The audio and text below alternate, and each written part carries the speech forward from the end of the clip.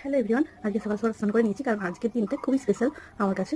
আর মা রান্নাবান্না জোগাড় করে নিয়েছে। তো কী রান্নাবান্না হচ্ছে সেটা পরে তোমাদের সাথে শেয়ার করবো। মা এখন গেছে দোকানে। তো চলো বাকি কাজকর্মগুলো আমিও সেরে নিই। আর নিজে যেহেতু বাড়িতে নিই তার জন্য একটু মনও খারাপ হচ্ছে, যেহেতু একা একা সব কিছুটা করতে হবে সেই জন্য। তো যেটা না করলে না সেটাই হবে। তো কী হচ্ছে আজকে সেটা পরে শেয়ার করছি তোমাদের সাথে। তো আমি এখন রেডি হয়ে গেছি, আর আজকে হচ্ছে আমার 7 মান্থ বেবি শাওয়ার। তো সেই জন্যই। আর এই সাইডে তো তোমাদের আগে দেখিয়েছি, আর কেমন লাগছে অবশ্যই জানিও। তো চলো মা কী রেডি করেছে তোমাদেরকে একটু দেখিয়ে নিই।